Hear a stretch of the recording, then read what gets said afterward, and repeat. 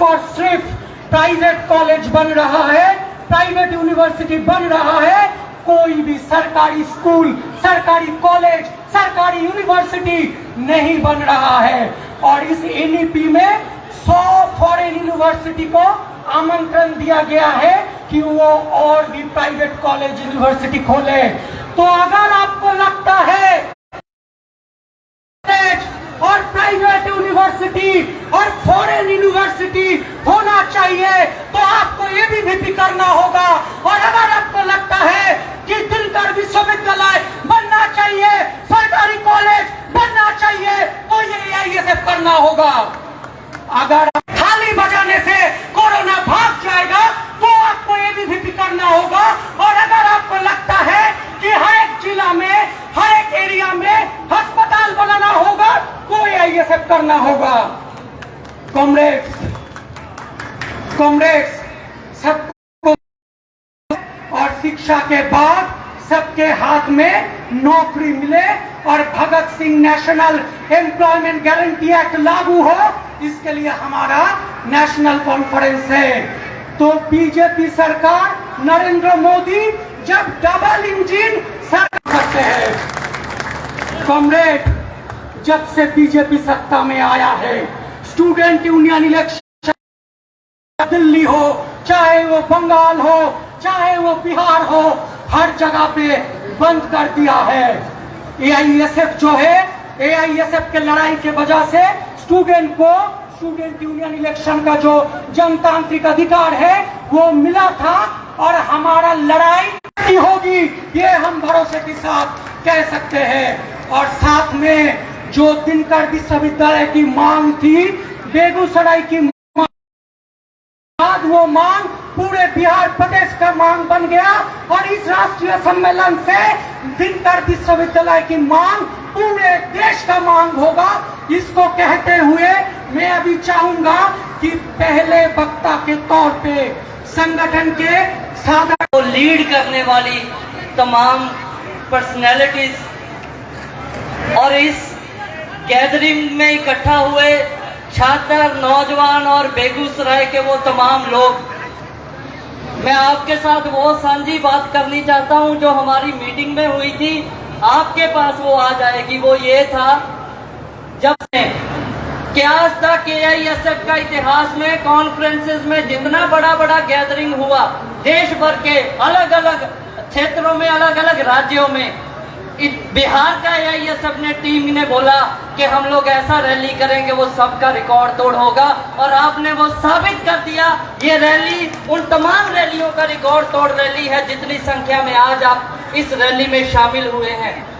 साथियों, बहुत गर्मी, लंबा मार्च, उसके बावजूद भी हौसले बने हुए, नारे बुलंद करते हुए जब हम इस हॉल में आके बैठे हैं इस आम सभा में, मैं ज्यादा लंबा टाइम नहीं लूंगा। बहुत सारे वक्ता ने थोड़े समय में अपनी बात रखनी है।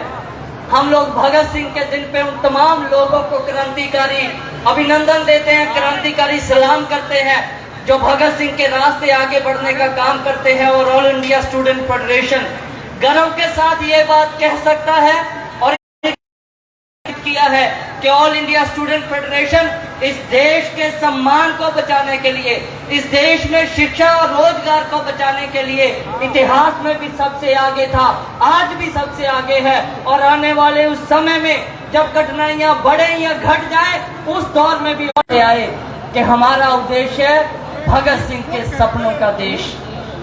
और आज हम ये आम सभा भगत सिंह के जन्म कर रहे हैं, लेकिन हमें ये सोचना होगा, जब हम भगत सिंह के सपनों की देश की बात करते हैं, वो देश जिसमें मणिपुर जैसी स्टेट में 4-4 महीने सड़कों पे वायलेंस चलती रहती है, भारत माता के नाम पे सबसे ज्यादा चावल पैदा करने वाले देश में उसको मुट्ठी भर चावल नसीब, सिंह के सपनों का देश नहीं हो सकता।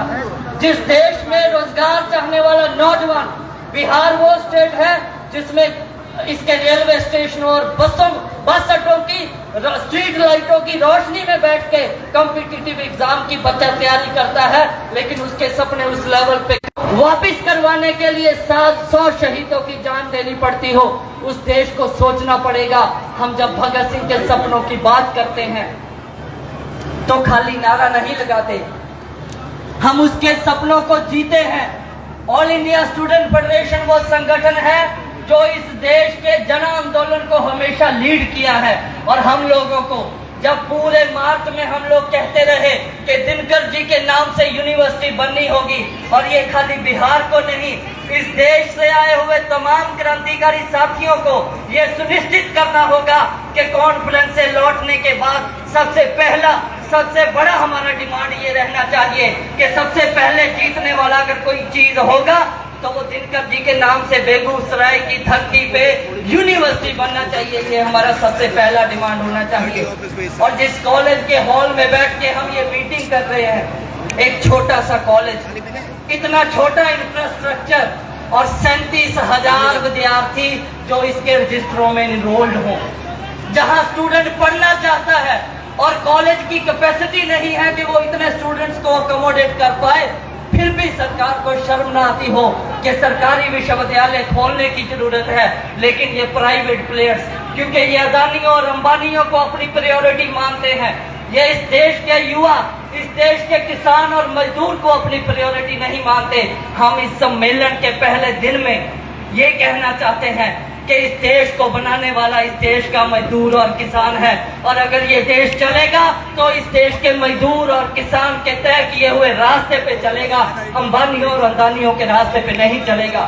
तो साथियों, भगत सिंह के रास्ते, भगत सिंह नेशनल एम्प्लॉयमेंट गारंटी कानून, जिसकी हम मांग उठाए और जिसके बारे में आप लोगों ने रैली किया।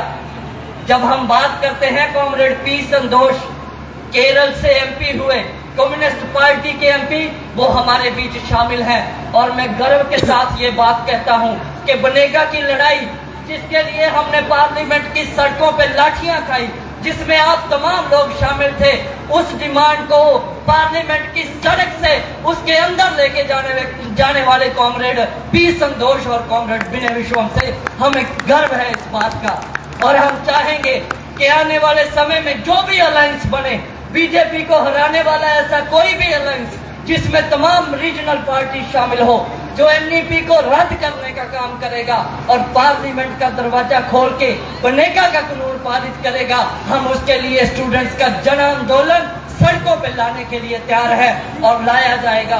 और अंत में साथियों, क्योंकि अब बहुत बड़ी संख्या में वो नौजवान हैं जो भगत सिंह का नारा लगाते हैं, और भगत सिंह को अपने दिल में रखना, उसके साथ एक इमोशनल अटैचमेंट होना सबसे जरूरी है। उससे भी जरूरी है कि भगत सिंह के साथ हमारी विचारधारक सांझ बने।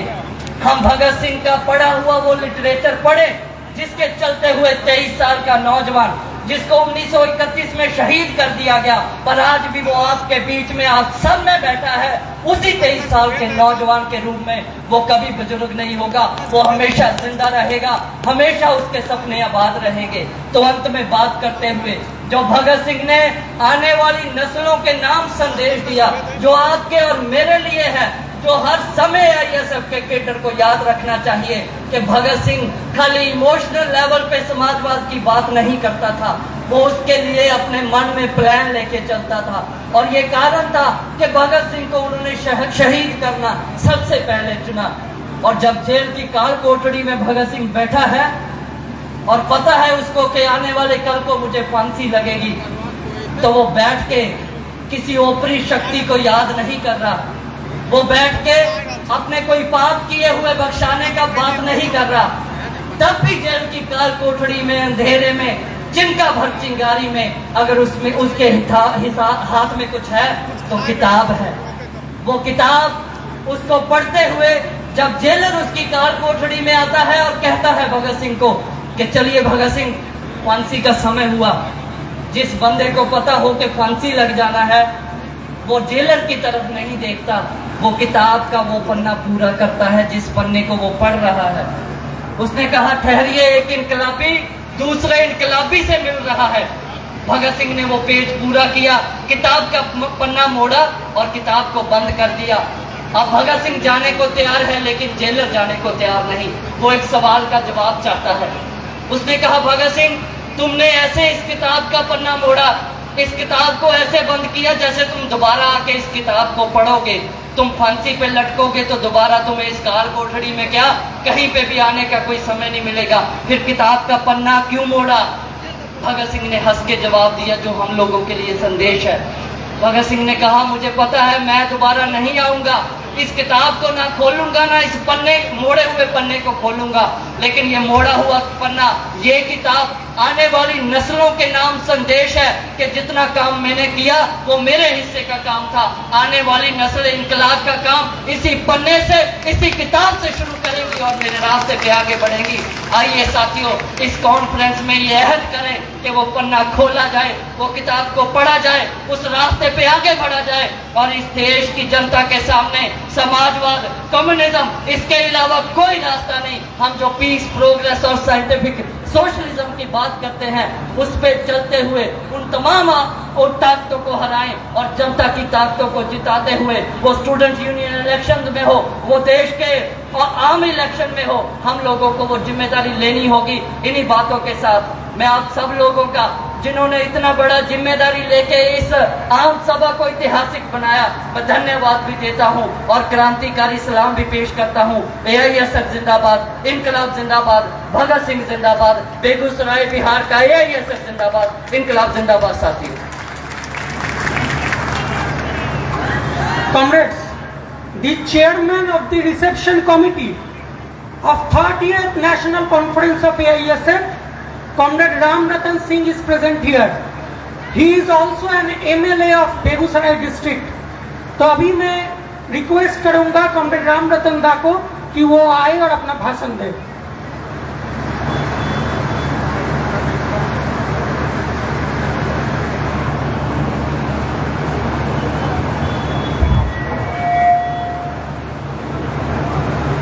सम्मानित अध्यक्ष जी, मनसा सिंह, देश के राजनीति के क्षेत्र में तमाम नामचीन हस्ती, छात्र संगठनों के तमाम नेतागण,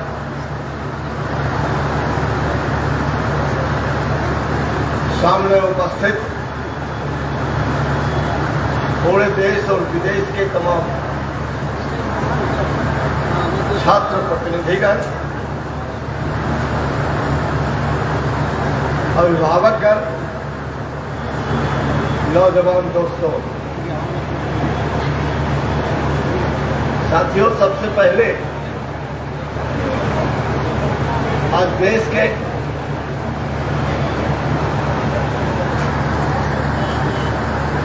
शहीद क्रांतिकारी साथी भगत सिंह का जन्म दिवस है और मैं इस जन्म दिवस के मौके पर ऑल इंडिया स्टूडेंट फेडरेशन की शुरुआत हुई है, तो सबसे पहले मैं आप तमाम लोगों की ओर से क्रांतिकारी साथी, शहीद साथी भगत सिंह को श्रद्धासुमन अर्पित करना चाहूंगा। मैं चाहूंगा कि हमारे देश और विदेश से तमाम इस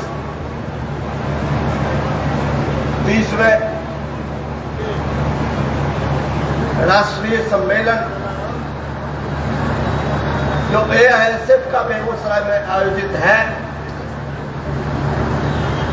उनके तमाम प्रतिनिधियों का इस क्रांतिकारी धरती पर उनका अभिनंदन करूं, उनका स्वागत करूं। मैं कहना चाहूंगा कि हमारे जितने अभिभावकगण हैं, निश्चित तौर पर उनका भी अभिनंदन होना चाहिए, क्योंकि कुछ अभिभावकों से जो हमारी बातचीत हुई तो उन्होंने कहा कि आज हमारे बच्चे जब इसे AISF संगठन से जुड़ करके राष्ट्रीय सम्मेलन में हिस्सा लेने जा रहे हैं, तो हमारा भी फर्ज बनता है कि हम भी चलकर देखें कि उनके आम सभा में जो देश और विदेश के ऑल इंडिया स्टूडेंट फेडरेशन के तमाम साथी इकट्ठा हुए हैं, इस देश के प्रति, शिक्षा के प्रति और रोजी रोजगार के प्रति उनकी क्या समझ है, इसको सुनने के लिए हम यहाँ पहुंचे हुए हैं। मैं समझता हूँ कि हम अपने तमाम बुजुर्गों को, अभिभावकों को अपनी ओर से और आप तमाम प्रतिनिधि साथियों की ओर से उनका अभिवादन करना चाहूँगा और उनका शुक्रगुजार इसलिए भी मैं बनूंगा कि इस सम्मेलन के स्वागत समिति के अध्यक्ष होने के नाते मैं ये कहना चाहूंगा कि जहां भी मैं गया और राष्ट्रीय सम्मेलन के लिए प्रतिनिधियों के स्वागत में बेगूसराय जिला में कहीं कोई तोड़ कसर नहीं रहे,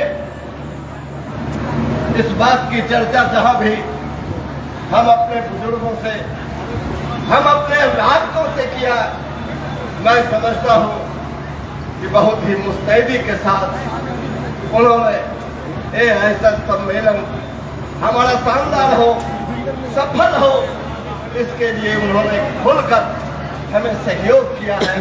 हम इसलिए भी उनका अभिनंदन करते हैं।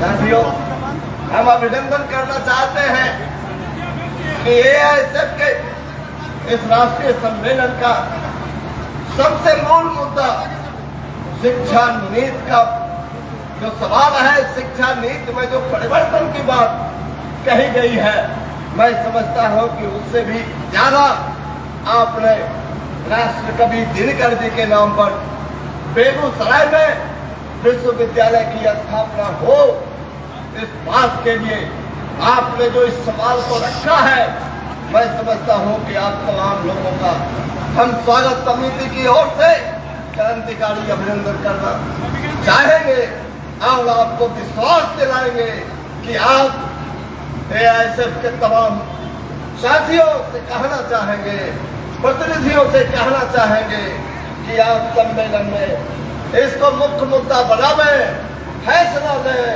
हम तमाम लोग बेगूसराय वासी आपके पीछे गोलबंद होकर संघर्ष की दिशा में आगे बढ़ने का काम करेंगे, ये हम आपसे वादा करना चाहते हैं। साथियों, ढेर सारी बातों की चर्चा हुई है और ढेर सारे हमारे वक्ता साथी, हमारे नेता, हमारे पूर्व तमाम राज्यसभा सांसद, पूर्व विधायक सारे हमारे मंच पर मौजूद हैं।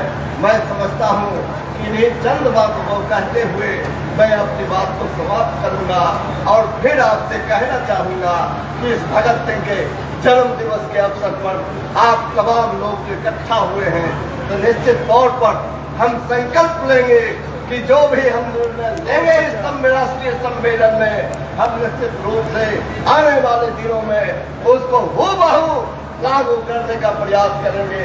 इन्हीं चंद बातों को कहते हुए अपनी बात समाप्त करूंगा। धन्यवाद। National Girls Convener of AISF, Comrade Sanghamitra Jena, who belongs from Odisha state, she is present here. I would request Comrade Sanghamitra to deliver her speech.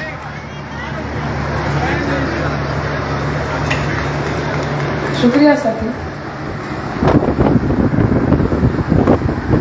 यहाँ पर आए हुए तमाम साथियों का हम क्रांतिकारी इस्तकबाल करते हैं, आपको लाल सलाम पेश करते हैं। साथियों, पहले तो हम माफ़ी चाहेंगे कि जैसे साथी ने कहा कि हम ओडिशा से हैं, तो ओडिया में यहाँ पर बोल नहीं सकते हैं और हिंदी अपनी टूटी फूटी है, तो हम ये अनुरोध करेंगे कि हमारी टूटी फूटी हिंदी को आप समझने की कोशिश करेंगे और हम ये समझते हैं कि क्रांति की कोई पर्टिकुलर भाषा नहीं होती है और हमारी बात, मन की बात आप तक जरूर पहुंचेगी।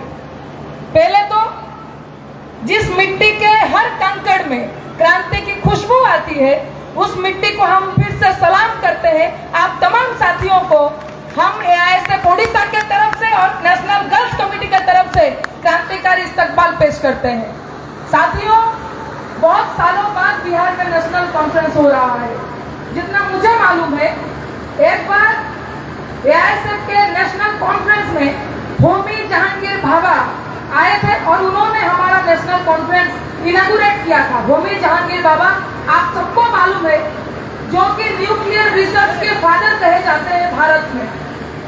जब इस मंच पर हम देश की शिक्षा व्यवस्था को देखते हैं, तब हमारे मन में एक बात आती है, आज अगर वो जिंदा होते तो वो भी हमारे साथ शामिल होते और आज की सत्ता जिस तरीके से हमको एंटी नेशनल बोल रही है, देश विरोधी बोल रही है, वो उस तरीके से होमी जहांगीर भाभा को भी देश विरोधी बोलते। क्योंकि जब इसरो के लिए हम लोग गर्व करते हैं, जब चंद्रयान 3 सफल हुआ, हाफ स्क्रीन में मोदी जी को दिखाया गया, तब इसरो के एम्प्लॉइज को 2 साल हो गया, उनको उनकी सैलरी नहीं मिली। और वो इस सम्मेलन में अगर वो जिंदा होते तो हमारे साथ, आपके साथ वो मौजूद होते और सत्ता से सवाल करते कि तुम्हारी जुमलेबाजी नहीं चलेगी।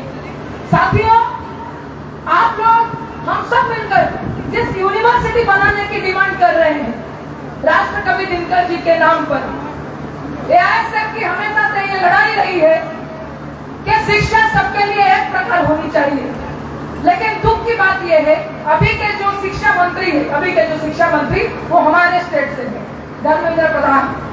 एक टीवी इंटरव्यू में उन्होंने बताया कि राष्ट्रपति जी की पोती और उनके घर में काम करने वाली बाई क्या एक जैसे पढ़ाई एक स्कूल में कर सकते हैं? इससे यह पता चलता है, ये जो सरकार है, ये नहीं चाहती है कि आपके बच्चों को शिक्षा मिले, आपके बच्चों को क्वालिटी एजुकेशन मिले। वो चाहता नहीं कि दिनकर जी के नाम पर सरकारी विश्वविद्यालय बने। लेकिन AISF ने ये ऐलान दिया है कि हम लोग दिनकर जी के नाम पर यूनिवर्सिटी बनाएंगे और ये अधिकार आपसे हम छीन के जरूर लेंगे। साथियों, AISF नारा लगाता है, हम सब नारे लगाते हैं, चाहे राष्ट्रपति हो या चपरासी की संतान, सबको शिक्षा एक समान। तभी हम देखते हैं साथी कि किस तरीके से NEP 2020 को देश के ऊपर थोप दिया गया। हम सबको मालूम है और मेरी माँ ये मुझे बोलती है कि जब भी कोई अच्छी चीज कोई करता है तो दिन के उजाले में करता है, मतलब किसी से वो छुपाता नहीं है, पीछे के दरवाजे से वो काम नहीं किया जाता। अगर नेशनल एजुकेशन पॉलिसी, वो नेशनल एजुकेशन पॉलिसी हमारे तहत नहीं है, वो नो एजुकेशन फॉर पुअर है। अगर वो पॉलिसी आम आवाम मेहनतकश जनताओं के लिए होता तो उसके ऊपर संसद में डिबेट होता, लेकिन आपने संसद में कोई डिबेट नहीं किया और जैसे कि तानाशाह सरकार करती है, आपने उस एजुकेशन पॉलिसी को पूरे देश भर में थोप दिया। इसके खिलाफ हमें हमारी लड़ाई को और मजबूत करना है साथी। और आप सभी जानते हैं, महान क्रांतिकारी कवि पास की एक फेमस लाइन है कि सबसे खतरनाक होता है सपनों का मर जाना। जो ये शिक्षा नीति कर रही है, सबसे खतरनाक होता है सपनों का मर जाना। और अभी ऐसा हमारे देश में शायद पहले कभी हुआ होगा कि स्टूडेंट्स सुसाइड कर रहे हैं। और हम हर दिन देखते हैं न्यूज़पेपर में कि राजस्थान के कोटा से हो या बिहार के पटना से हो, कितने स्टूडेंट्स जो कॉम्पिटिटिव एग्जाम के लिए प्रिपेयर हो रहे हैं वो सुसाइड कर रही है। लेकिन इसके सॉल्यूशन के लिए सरकार ने क्या किया? जो राजस्थान कोटा में हुआ कि स्प्रिंग वाला फैन लगाया गया, कि सुसाइड रोकने के लिए स्प्रिंग वाला फैन लगाया गया। लेकिन AISF ये कहता है वो कोचिंग सेंटर ये क्यों चले जो स्टूडेंट्स का शोषण करता है? क्यों सरकारी कॉलेज में शिक्षक नहीं रहेंगे? क्यों सरकारी स्कूल में शिक्षक नहीं रहेंगे? हम अपने बच्चों को क्यों कोचिंग सेंटर में भेजें? साथियों, मैं ज्यादा लंबा बोलना नहीं चाहती हूँ, लेकिन देश की जो हालत है हम सभी को सोचना पड़ेगा साथी, कि जिस तरीके से, जब मैंने पहले ही कहा कि अगर होमी जहांगीर हुआ होते तो वो पूछते कि देश का ऐसा एक अनपढ़ इंसान देश का गद्दी पर कैसे बैठ गया, और देश का प्रधानमंत्री जब क्वेश्चन कर रहा है कि a+b का whole square equals to a² + b² + 2ab, और उसमें से 2ab एक्स्ट्रा निकल के आता है, तब देश की शिक्षा व्यवस्था की क्या हालत हुई होगी, क्या होने वाली है। साथियों, जब वो बोलते हैं कि हमने ये सजेस्ट किया था, ये रिक्वेस्ट किया था कि आप जब एयर स्ट्राइक करेंगे तो क्लाउड में आपका जेट छुप जाएगा और पाकिस्तान का रडार उसको ढूंढ नहीं पाएगा, यानी कि आप ये जान लीजिए कि देश की साइंस की हालत बदतर से बदतर होने वाली है। साथियों, हमने देखा कि संसद में, जिस संसद को हम सब देखते हैं कि वहां पर क्या चर्चा होती है, किस लेवल पर चर्चा होती है, कैसे सांसद डिबेट करते हैं और किस मुद्दे पर डिबेट करते हैं। अभी कुछ दिन पहले ही हमने देखा कि बीजेपी के एक सांसद ने किसी दूसरे सांसद को उनके धर्म के नाम पर गाली दी, और इस मंच से हम उसका कंडेम करते हैं, और कॉमरेड राजा का भी हम धन्यवाद करते हैं कि उन्होंने उनसे मुलाकात की, उनका हौसला बढ़ाया कि हम लोग आपके साथ हैं और इस देश में नफरत की राजनीति नहीं चलेगी। और साथ ही, जैसा कि आपको पता है कि शिक्षा जिस तरीके से बेची जा रही है,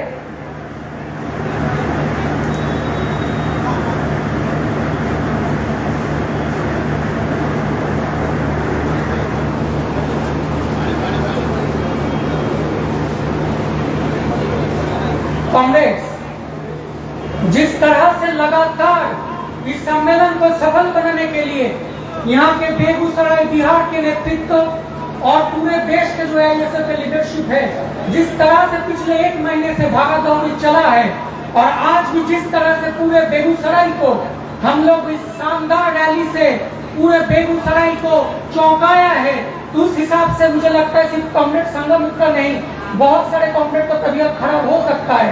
तो आप लोग ORS पीजिए, पानी पीजिए, और थोड़ी देर ये मीटिंग चलेगी, उसके बाद जाके आराम से रेस्ट कीजिए। जो डेलीगेट रजिस्ट्रेशन की काम होगी वो 1-2 घंटा बाद शुरू किया जाएगा, तो आप सब 1-2 घंटा रेस्ट कीजिएगा।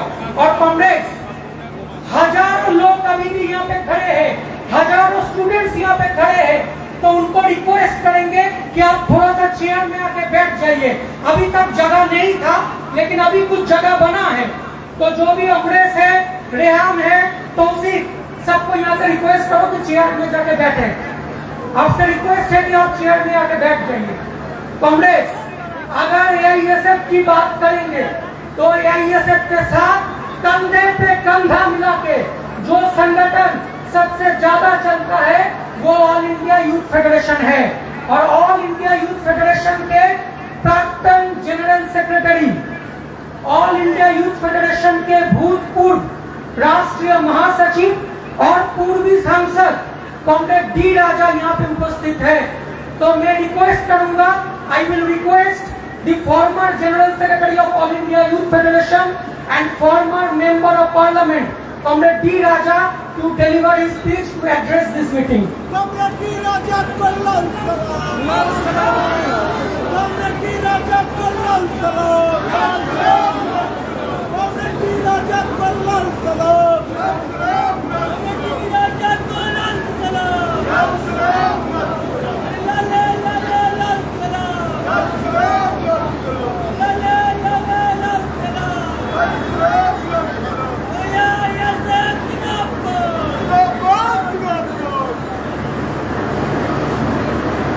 Respected leaders on the dais, respected delegates who have come from different states to attend the national conference of AISF.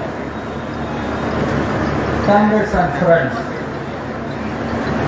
on behalf of the Communist Party of India,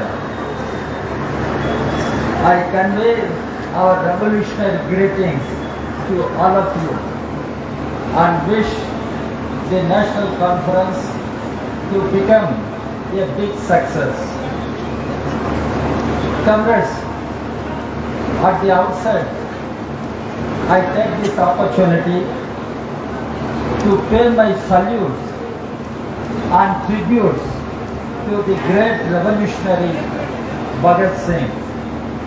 Today, it is the birth anniversary of Comrade Bhagat Singh. All of you know who was Bhagat Singh. The life of Bhagat Singh is a great lesson to you and to all of us in bravery, in selflessness, in strong commitment to socialism, a strong commitment to build a new India. That is his life.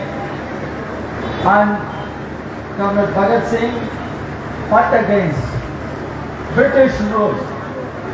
He fought for the liberation of the country from British colonial rule.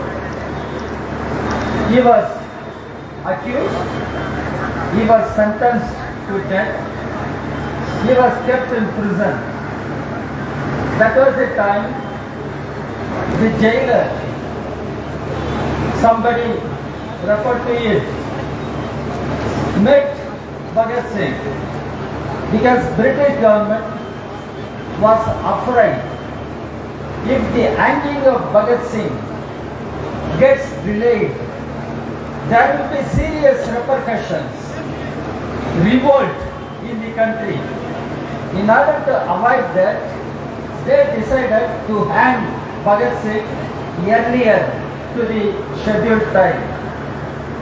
Then the jailer went and asked Bhagat Singh, he must walk to the gallows, he has to be hanged.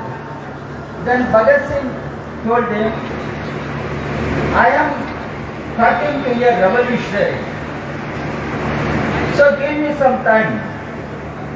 And jailer could not understand who is that revolutionary.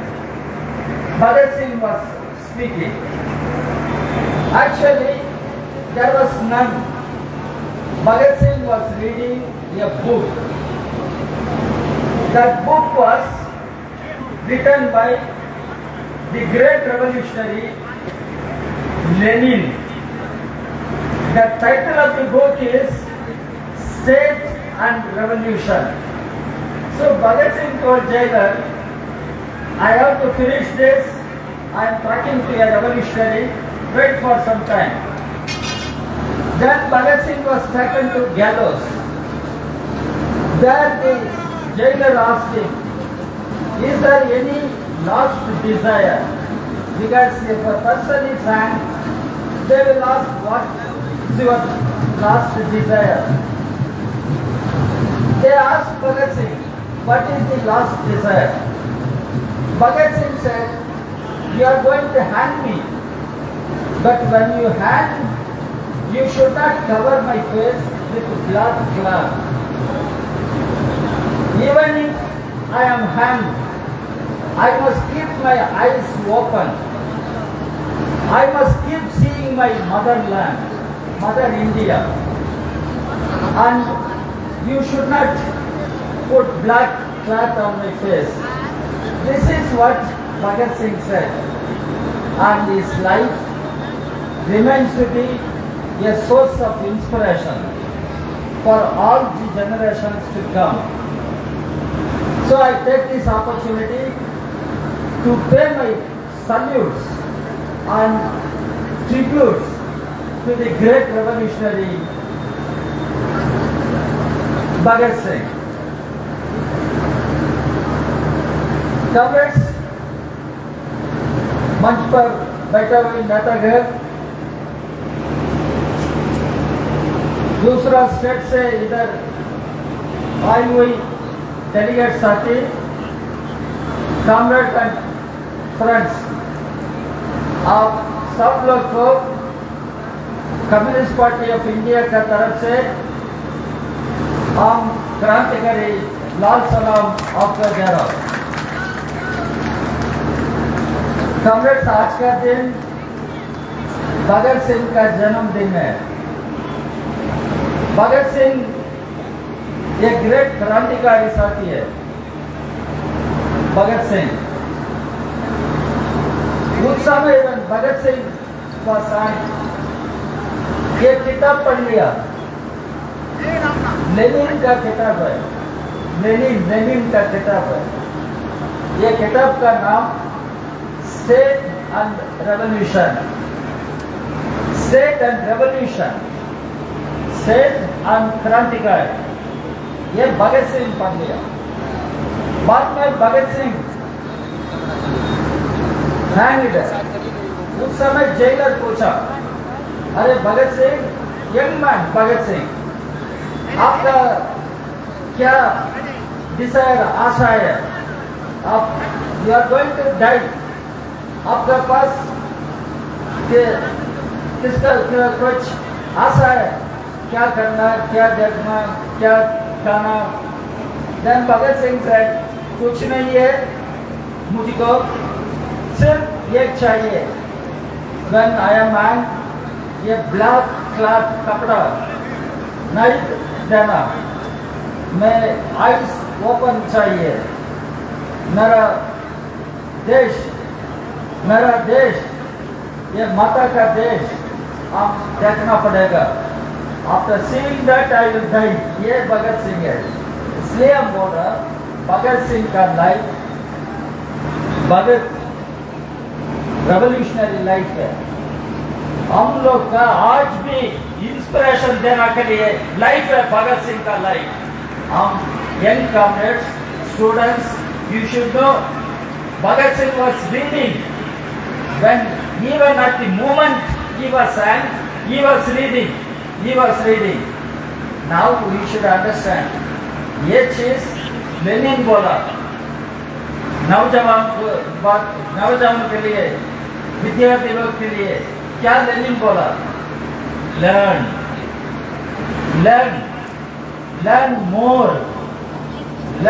more and more. Learn more and more. Learn communism. ये Lenin बोला। आप student से university में, college में आप student से, आप पढ़ना चाहिए।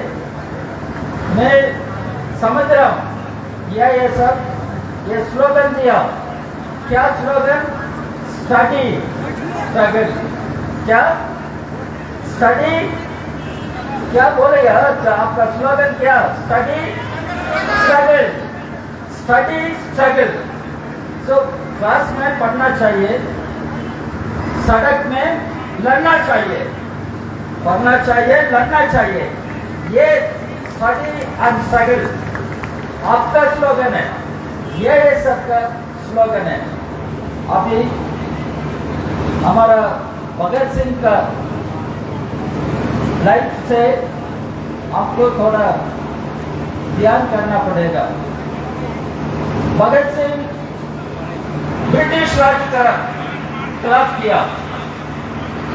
देश का इंडिपेंडेंस, आजादी होने के लिए ब्रिटिश राज का खिलाफ है भगत सिंह। अभी आपके सामने क्या लड़ाई है? आपके सामने क्या लड़ाई है? Bhagat Singh fought against British rule in order to liberate India. Now, I can tell you, you have a task before you. What is that task? You must fight against BJP and Trump from power in order to save India, to liberate India. Bhagat Singh fought for liberation of India from British Raj. Now, you have to fight for liberation of the country from BJP Raj. What is BJP is doing? Mr. Modi, what is he doing? Second term is coming to end and Modi boast करता है, third term मैं आऊंगा, third term ये तिरंगा उठेगा, मार्च करेगा। Third term India third largest economy हो सकता दुनिया में, ये मोदी बोल रहा। But 2 terms, what Modi did, all lies, सत्य में जयते, ये स्लोगन है। मगर एडमिनिस्ट्रेशन में, गवर्नमेंट में मोदी जुमला किया, बहुत लाइस है। आपका मालूम है, मोदी बोला black money, government will unearth black money and every citizen will have 15 lakh rupees of college students है। हम पूछ रहा आपका मिला 15 लाख, ये बोलिए, ये मोदी बोला every year 2 crore jobs है, every year 2 crore jobs। now 9 साल हो गया, 9 into 2 कितना? 18 9 into 2 18 18 crore jobs। कहाँ 18 crore jobs? पूछ लो, मोदी बोला सबका साथ सबका विकास, मगर हमका क्या मिला? आपका साथ है मोदी, आपका साथ है मोदी, सिर्फ अडानी का साथ है। अडानी मालूम है कौन? अडानी, गौतम अडानी। अंबानी मालूम है? तो मोदी अडानी का साथ है, अंबानी का साथ है। मोदी सरकार सिर्फ कॉर्पोरेट का सरकार है, बिग बिजनेस हाउसेस का सरकार है। यह सरकार गरीब लोग का सरकार नहीं है। यह सरकार किसान, खेत मजदूर लोग का सरकार नहीं है। यह सरकार आपका सरकार नहीं है। इसलिए यह सरकार new education policy, national education policy, उसका मतलब क्या है? नेशनल एजुकेशन पॉलिसी, यह पॉलिसी पार्लियामेंट में इंट्रोड्यूस हुआ। प्रकाश जावड़ेकर उस समय एचआरडी मिनिस्टर है, उस समय मैं पार्लियामेंट में था, मैं अपोज किया। क्या नेशनल एजुकेशन पॉलिसी है? अभी picture clear, it is a sinister design by BJP to impose the national education policy, because the focus of this policy is privatization of education, commercialization of education, communalization of education.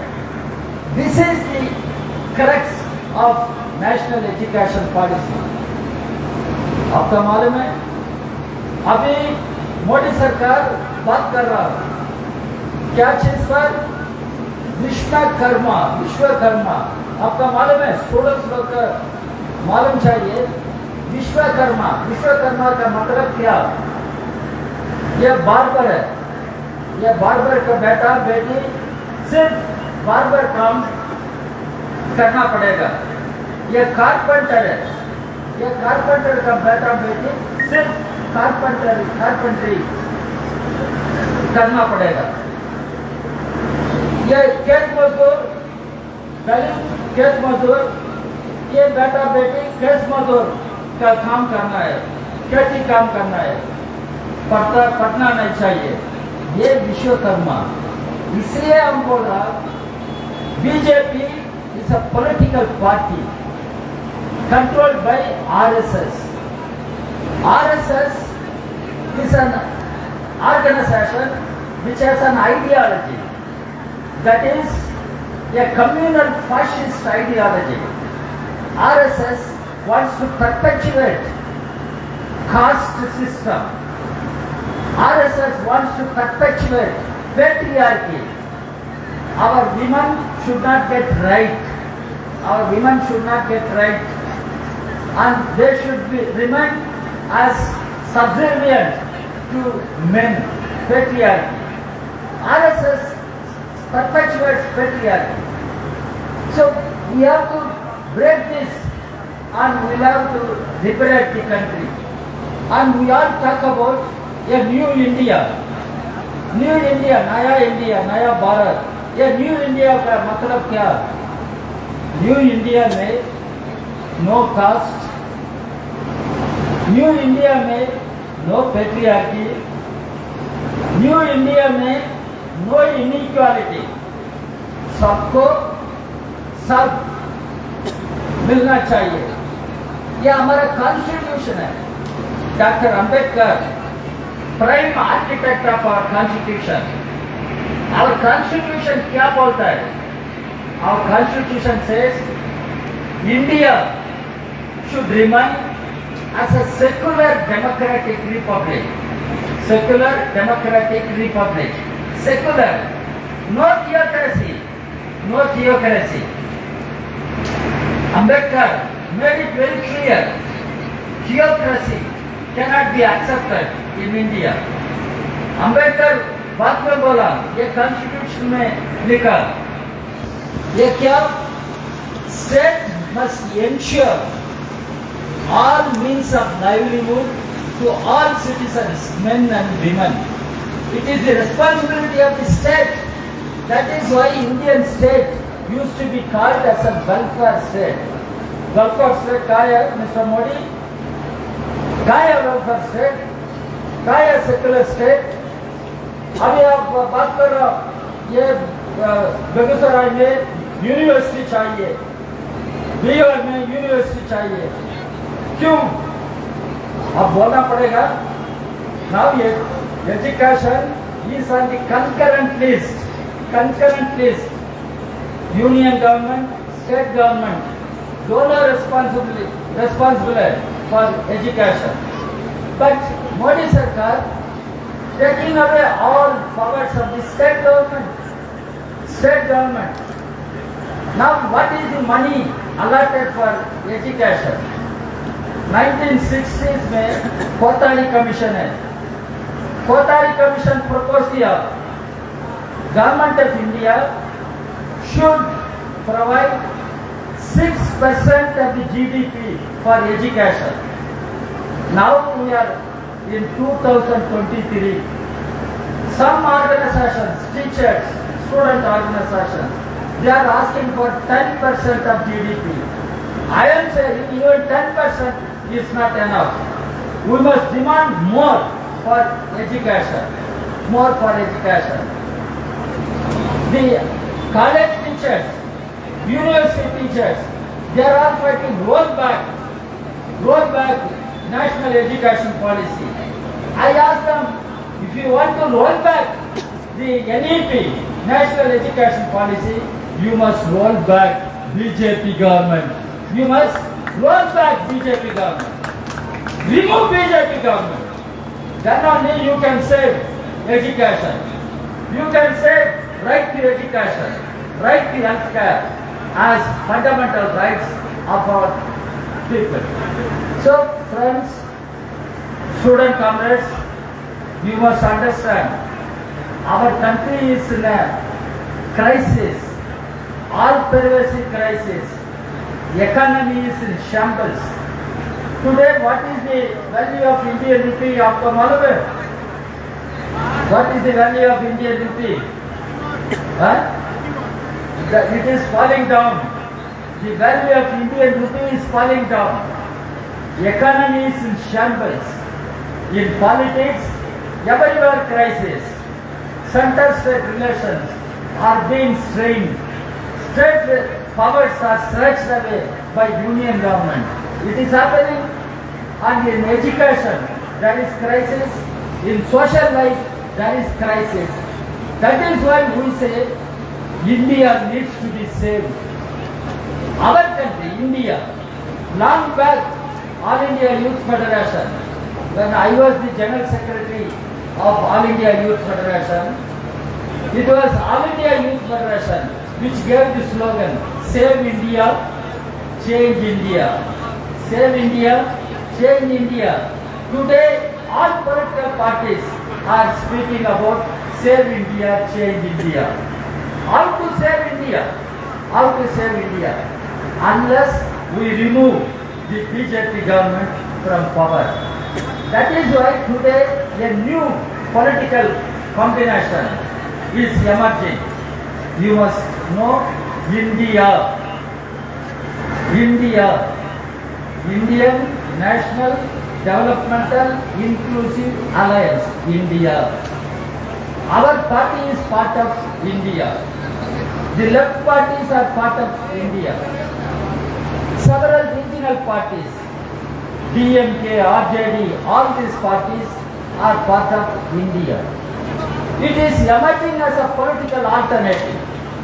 A political alternative to BJP.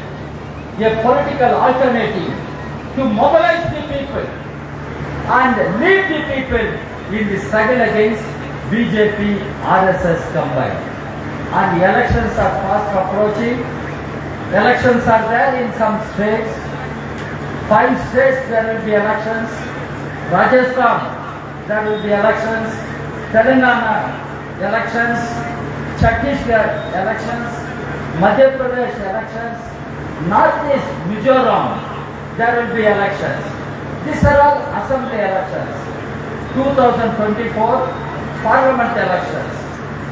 As students, what are you going to do in these elections? This is what you should discuss in this national conference. When I was student in college in 1960s, 70s, we used to debate whether students should know politics or should participate in politics. Even at that point of time, I used to say students will have to participate in elections. Because Dr. Ambedkar, when he made the constitution, when he proposed a permanent election commission, Ambedkar also proposed universal adult franchise. That was the time the voting right was given to all men and women who are 20 years old, 21 and above. After that, we should be proud. We had one comrade, C.K. Chandrapan. He was our All India President, All India Youth Federation. He was President of All India Kisan Sabha. He was Member of Parliament. He moved a private member bill asking young people at the age of 18 should get voting right. That was in principle agreed. Later on the government itself brought a bill to ensure voting right at the age of 18. Now it is act. You have voting right or not? I am asking the student comrades. You are all 18 years and what are you going to tell your parents, your relatives in the family? What are you going to tell your villagers or those who are living in your ward, in town or city? You must enlighten the people. You must tell the people. Has become the struggle. Politics has become the battle for political power. Battle for political power. Unless we win the political power, unless we say no to corporate houses, big business houses, unless we identify ourselves with working people, the tiring masses, India cannot be saved. India cannot be taken forward. That is why in the forthcoming elections, the younger generation, the youth students have a greater responsibility, historic responsibility. Bhagat Singh had an historic responsibility to fight against British, to win independence. Now you have a great responsibility to save independence, to save India, to save the constitution. If that has to be done, you will have to be on the streets fighting BJP, RSS combined, fighting the right-wing communal fascist forces in order to save India. So, young comrades, you have come from different states. and he will discuss what is the future of not only AISR, what is the future of student community, what is the future of India. You discuss and you must be clear in your mind.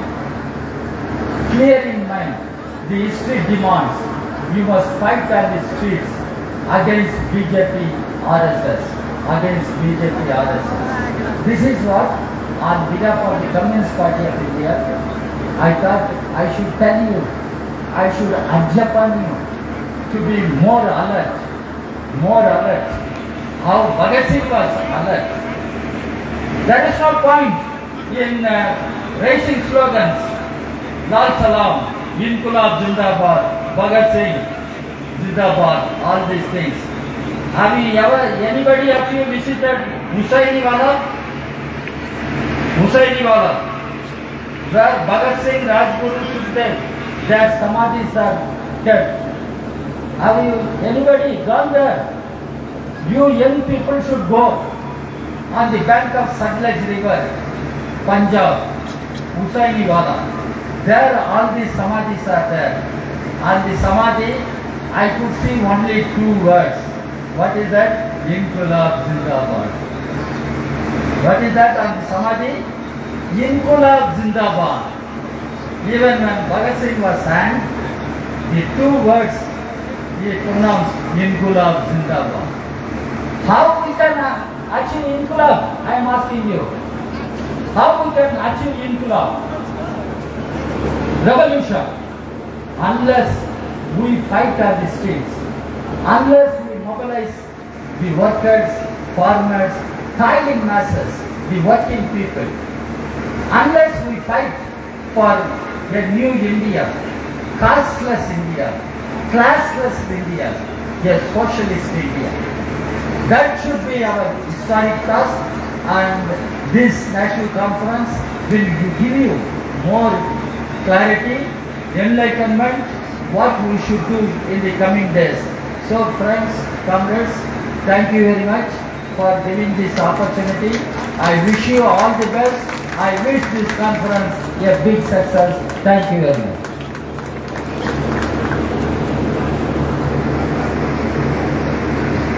Comrades, अभी आप सबके नेता, हम सबके नेता भाषण देंगे, जिनको देखते ही आप सबका, हम सबका सर श्रद्धा से नीचे हो जाता है। कॉमरेड शत्रुघ्न प्रसाद सिंह, पूर्वी सांसद, वो अभी आपके सामने अपनी बात रखेंगे। मैं उनको अनुरोध करता हूं कि वो आए और अपनी बात रखें। कॉमरेड शत्रुघ्न प्रसाद सिंह।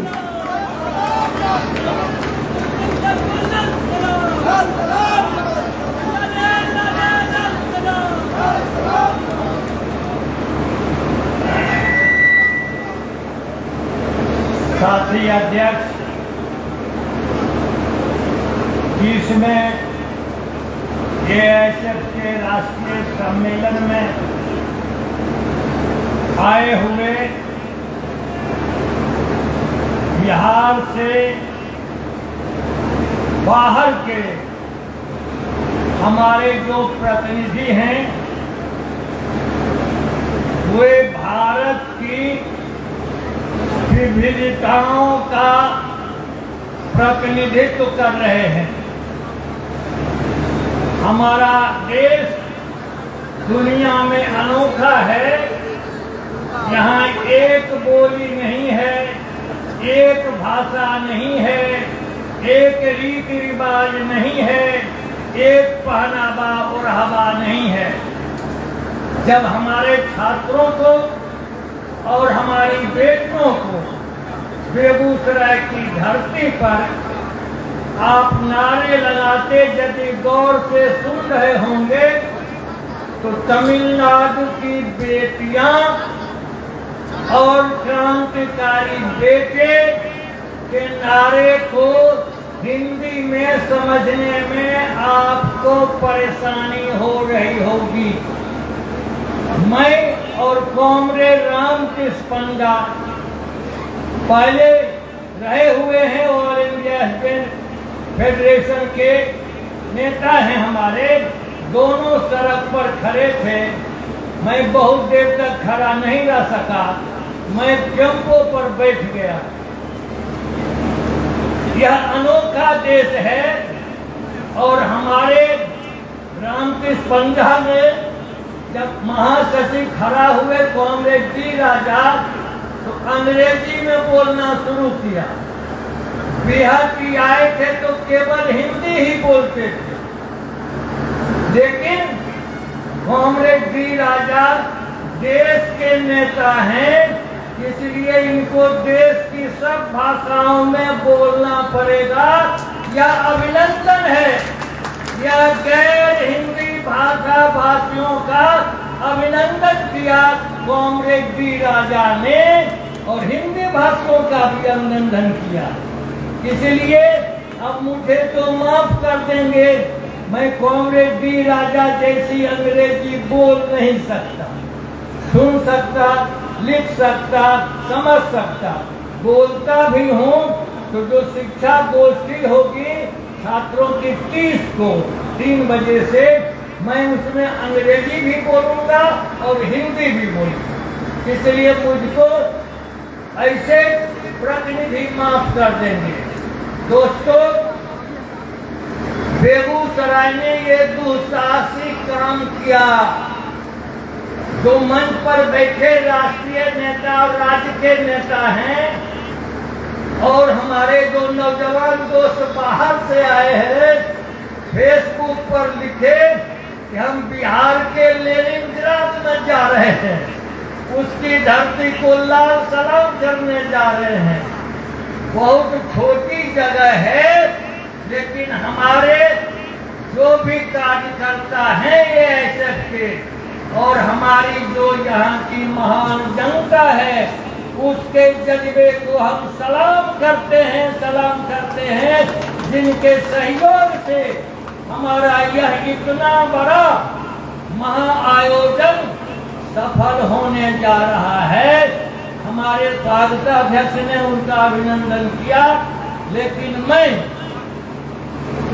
इस राज्य के 4 लाख प्राथमिक और माध्यमिक शिक्षकों की ओर से देश भर के आए हुए तमाम प्रतिनिधियों का क्रांतिकारी इस्तकबाल करते हैं, अभिनंदन करते हैं। दोस्तों, एआईएसएफ के राष्ट्रीय नेतृत्व का भी हम धन्यवाद करते हैं, जिन्होंने शहीद आजम भगत सिंह के जन्मदिन 28 सितंबर को ही अपना यह कार्यक्रम प्रारंभ किया।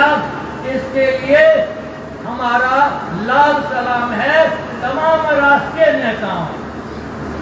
दोस्तों, कांग्रेस डी राजा ने भगत सिंह का उल्लेख किया, लेनिन का भी उल्लेख किया, क्योंकि कांग्रेस आज है दिन भगत सिंह का दिन है और हम सभी जो छात्र हैं ऑल इंडिया स्टूडेंट फेडरेशन के और इस देश के जो इनकलाबी दोस्त हैं लाल झंडा के, वे शहीद आजम के असली वारिस हैं। मैं केवल अपने छात्रों से कहना चाहता हूं कि जब फांसी का दिन आ गया, क्या है, अरे गौरा बोला क्या क्या कहने के लिए, चलो सरदार फांसी का वक्त आ गया है। शहीद आजम ने कहा, ठहरो ठहरो कातिल ठहरो, अभी एक क्रांतिकारी दूसरे क्रांतिकारी से मिल रहा है। कौन था वो एक क्रांतिकारी? महान क्रांतिकारी लेनिन। दूसरा कौन था? शहीद आजम भगत सिंह। कौन किताब पढ़ रहा था? शहीद आजम, जो जिस राजतंत्र की चर्चा की कांग्रेस डी राजा। छात्रों, आज वह लेनिन की महान क्रांतिकारी पुस्तक का वह पन्ना मोड़ा हुआ रखा हुआ है। क्रांति और इनकलाब अभी भी अधूरा है, इसलिए उस मोड़े हुए देशभक्त क्रांतिकारी शहीद आजम के भगत सिंह के सपनों को पूरा करना है तो आगे बढ़ो, शहीदों के रास्ते आगे बढ़ो, आगे बढ़ो, आगे बढ़ो। शिक्षा नीति की बहुत चर्चा हो रही है, हमारे महासचिव ने भी चर्चा कर दी और national general secretary Vicky Mahsi ने भी चर्चा की भी, और भी चर्चाएं होगी। लेकिन हम माफी चाहूंगा कि विस्तार से चर्चा मैं करूंगा आपकी शिक्षा गोष्ठी, लेकिन यहाँ आम लोग भी आए हुए हैं, किसान आए हैं जिनके बेटे अभी पढ़ रहे हैं। उन किसानों को या बहुत से बेटों को भी, बहुत से शिक्षकों को भी नहीं मालूम है कि नई शिक्षा नीति क्या है। केवल आप लोग जानिए कि आम सभा में आए हुए कि उसके आधार पर जो किताबें बदली जा रही हैं, पहले से जो किताब चल रही थी 8वां में, 9वां में, 10वां में, 11वां में, 12वां में, उसके 4-5 पाठों को हटा दिया गया। सबसे निंदनीय बात तो यह है कि भाजपा सरकार की यह शिक्षा नीति कहती है कि राष्ट्रपिता महात्मा गांधी की हत्या नाथूराम गोडसे ने नहीं की। बोलो छात्रों, यहाँ बैठे हुए लोग, इसको आप बर्दाश्त करेंगे? तो ये बर्दाश्त करेंगे? महात्मा गांधी की हत्या किसने की? नाथूराम गोडसे। इतिहास को बदल देना चाहता है। 12वां की एनसीईआरटी की किताब में विविधताओं से भरा भारत देश, उस पाठ को हटा दिया। लोकतंत्र की चुनौतियां, इस पाठ को हटा दिया। शहीद आजम भगत सिंह की प्रशंसा में या जितने भी प्रगतिशील हमारे कवि हुए हैं, फैज अहमद फैज, नागार्जुन, रामधारी सिंह दिनकर की कविताएं हटा दी गई। इस धरती पर आप इकट्ठा हुए हैं, कुछ लोग ऐसे हैं जो कहते हैं बढ़िया है शिक्षा नीति। यह राष्ट्रीय शिक्षा नीति 2020 रोजगार विहीन है। यह अंधविश्वास पैदा करती है। यह कहती है कि पीछे की ओर चलो, वेद वेदांत पुराण। हम वेद वेदांत पुराण के विरोधी नहीं हैं, लेकिन केवल हम यहाँ बैठे लोग छात्रों को खास के कहना चाहते हैं कि अतीत को मत झांको, अतीत जीवी हो जाओगे। यदि कोई कहेगा कि अपनी दोनों आंखें से अपनी पीठ को देखिए, बोलो छात्रों, आंखें आगे देखती हैं, पीछे नहीं देखती हैं। जब तक पीछे नहीं मुड़ोगे तब तक दिखाई नहीं पड़ेगा। इसलिए आगे देखो, भविष्य देखो। तुमसे तुम्हारा भविष्य छीना जा रहा है, तुमसे तुम्हारा सपना छीना जा रहा है, तुमसे तुम्हारा विविधियों से भरा हुआ भारत को छीना जा रहा है। इसलिए आप जो कल से प्रतिनिधि सम्मेलन में बैठेंगे, आप इन तमाम मुद्दों पर गंभीरता पूर्वक विचार करेंगे और तमाम हम यहाँ इस मैदान में जुटे हुए आम आवाम लोगों से अपील करना चाहते हैं कि कोई भी जो नीति बनती है वह देश की आर्थिक नीति के ही आधार पर बनती है। अभी जो सरकार है उसकी अपनी आर्थिक नीति नहीं है। आर्थिक नीति है कॉरपोरेट की, अदानी की आर्थिक नीति है, अंबानी की आर्थिक नीति है। पूरी आर्थिक नीतियां जो बाजारीकरण, निजीकरण वाली आर्थिक नीति है, शिक्षा का उस पर भी पूरा असर है। शिक्षा को बाजार के हवेले कर दिया गया है। इसलिए दोस्तों, मौका आ रहा है।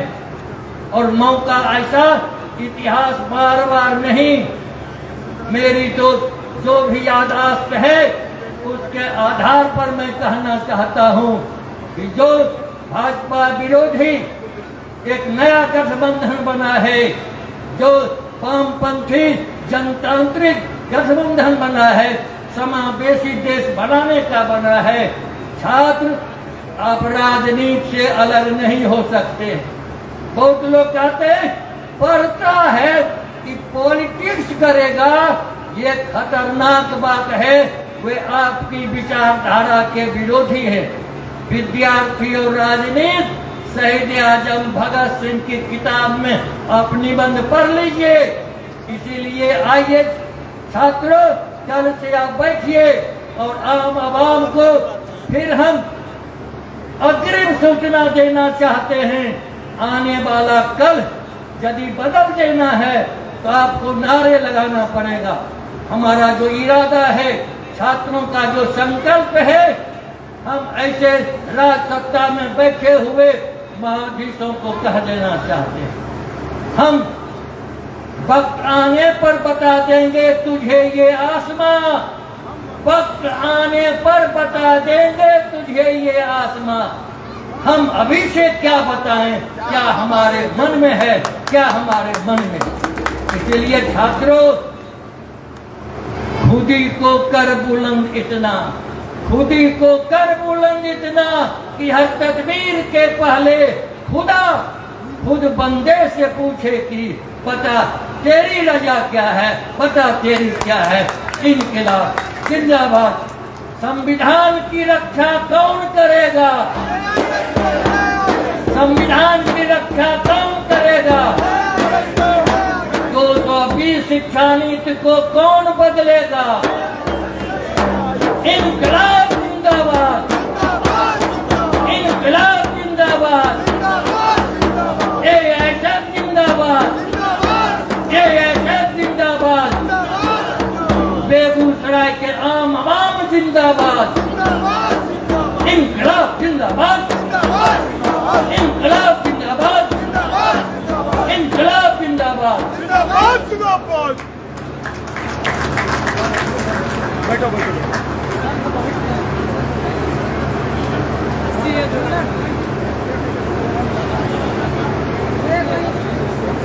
कॉमरेड्स, फैटर्नल डेलीगेट्स विदेश से, नेपाल से, बांग्लादेश से साथी आ चुके हैं। श्रीलंका से भी साथी 2 घंटा पहले पटना से रवाना हो चुके हैं, वो भी आ जाएंगे।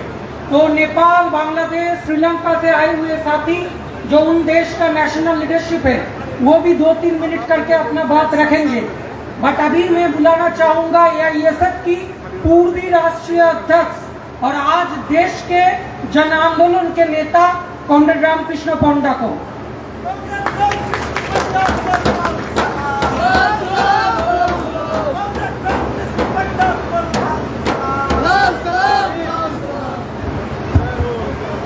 अध्यक्ष जी,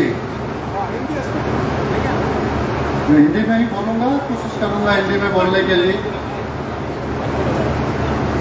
मंच पर बैठे हुए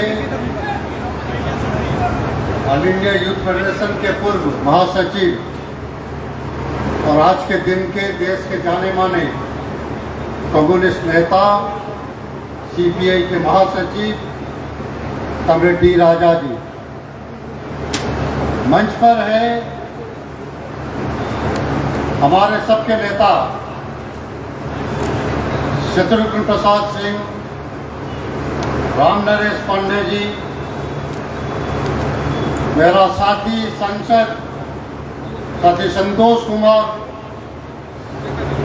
एआईएसएफ के general secretary comrade VK Maheshwari और तमाम एआईएसएफ के और जन आंदोलन के साथीगण, मैं आप सबको एआईएसएफ का ये महाअधिवेशन का जो आम सभा है, इस आम सभा में संबोधित करने के पहले आप सबको लाल सलाम पेश करते हूं और सबको नमस्कार।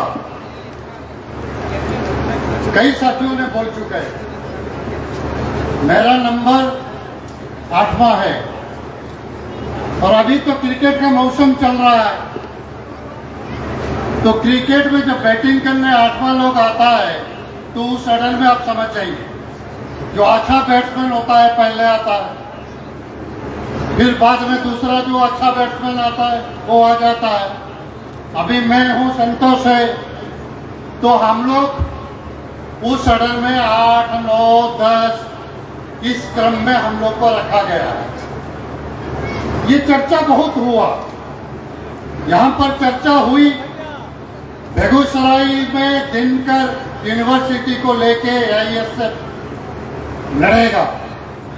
मैं आपको बोलता हूं, संशोधित करके बोलता हूं, सिर्फ दिनकर यूनिवर्सिटी बोलने से नहीं होगा, दिनकर केंद्रीय विश्वविद्यालय बोलना होगा, ये सेंट्रल यूनिवर्सिटी बनाना होगा। ये जिम्मेदारी ये देश का सरकार को लेना होगा। इस मंच से मैं आपको बोलना चाहता हूं, 4 दिन का सम्मेलन है, बात चर्चा होगी एजुकेशन में क्या हो रहा है, न्यू एजुकेशन पॉलिसी का जरूरत है या जरूरत नहीं है, हमारे स्कूल में शिक्षक क्यों नहीं है, हमारे यूनिवर्सिटी में प्रोफेसर क्यों नहीं है, हमारा गांव का स्कूल में एक तरह का स्कूल है और दूसरे जो बाबुओं का बच्चा पढ़ते हैं, जहाँ MP, MLA, मंत्री, सांसद उनके बच्चा पढ़ते हैं, उनके लिए दूसरा क्या स्कूल है। ये बात AISF का कॉन्फ्रेंस में चर्चा होगा। आज मैं तमाम बात पर जाना नहीं चाहता हूँ। मैं ये भी जानता हूँ AISF का कॉन्फ्रेंस सिर्फ एजुकेशन के पर चर्चा नहीं करेगी, सिर्फ शिक्षा का ऊपर चर्चा नहीं करेगी। मुझे ये मालूम है कि इस देश में शिक्षा का साथ जुड़ा हुआ जो दूसरे बात है, वो आपका इकोनॉमिक पॉलिसी की बात हो, आर्थिक नीतियों की बात हो, विदेश नीतियों की बात हो, और जो बात इस देश में आज का दिन में घट रहा है, ये तमाम बात को आप लोग चर्चा करेंगे। मैं आपको बधाई देता हूँ। लेकिन साथ ही मैं जब आपका सामने खड़ा हुआ हूँ, आपको 2-4 शब्द बोलना चाहता हूँ। वो क्या रहा है इस देश में, वो क्या रहा है इस देश में। हमें राजा बोल रहे थे 2014 को जब नरेंद्र मोदी ने सत्ता में आया, सत्ता में आने का समय क्या बोल के आया था, हम 2 करोड़ बेरोजगार को नौकरी देंगे, रोजगार देंगे। कि आप सब जानते हैं। मैं आपको याद दिलाना चाहता हूं, मैं यहाँ पूछने आया हूं, बेगूसराय धरती क्रांतिकारियों का धरती, जहाँ एक समय हमारा नेता चंद्रशेखर और सूरज जी स्लोगन देते थे कि बेगूसराय में इनके नारा है, बेगूसराय हमारा है, लाल झंडा का है। इस धरती पर मैं आपको पूछना चाहता हूँ, नौकरी मिला? कोई हाथ उठा के बोले। मेरा गांव में, मेरा मोहल्ला में, मेरा पंचायत में, मेरा जिला में एक को नरेंद्र मोदी ने नौकरी किया कि आप उठा के हाथ बोल दो।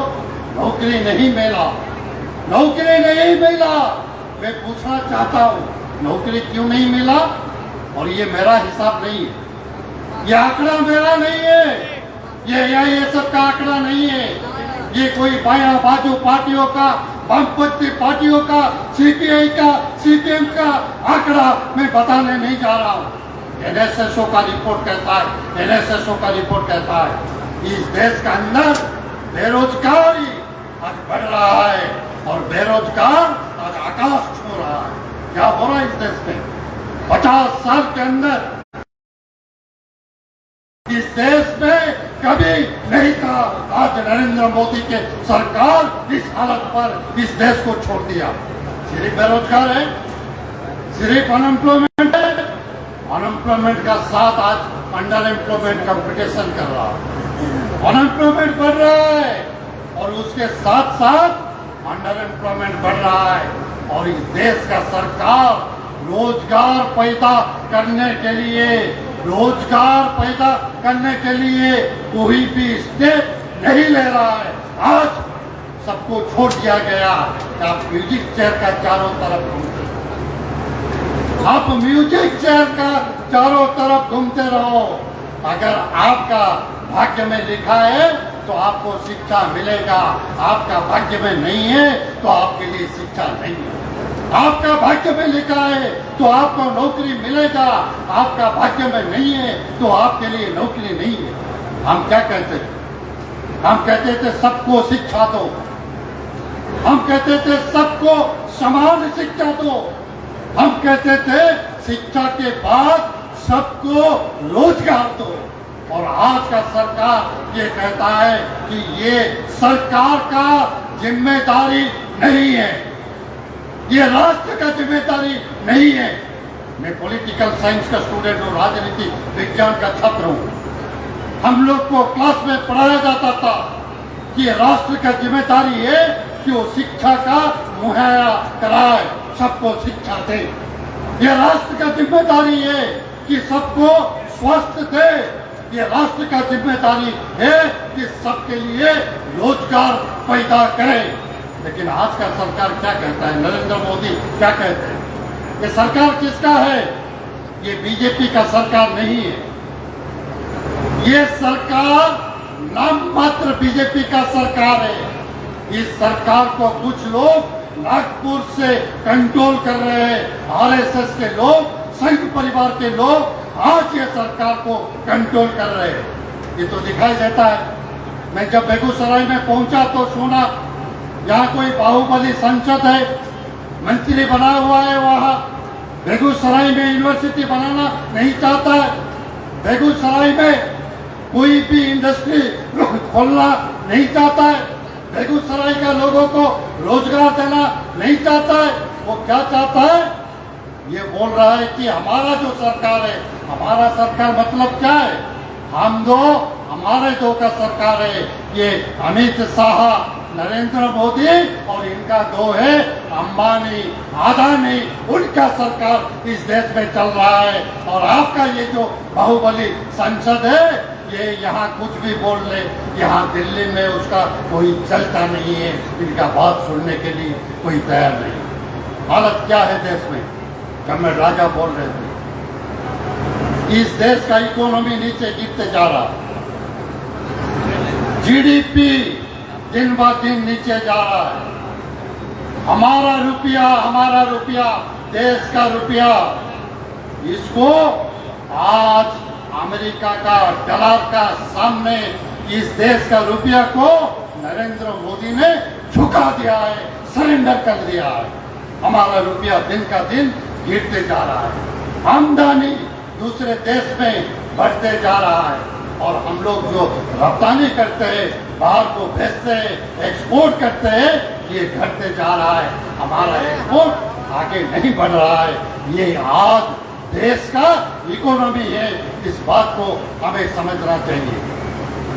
बाकी बहुत स्पीकर है, मैं लंबा नहीं बोलना चाहता हूँ। जब हम शिक्षा की बात करते हैं, जब हम रोजगार की बात करते हैं, जब हम पूछते हैं कि इस देश में दो तरह का शिक्षा व्यवस्था क्यों है, जब हम पूछते हैं कि हमारा बच्चों के लिए अस्पताल में मेडिसिन क्यों नहीं है, डॉक्टर क्यों नहीं है, तब हमारे स्टूडेंट को, नौजवान को ये लोग बोलते हैं कि आप आपके धर्म के नाम पर राजनीति करो, जात पात के नाम पर बांट देना चाहते हैं। क्या कहते हैं? नरेंद्र मोदी सबसे बड़ा देशभक्त है, नरेंद्र मोदी सबसे बड़ा राम भक्त है।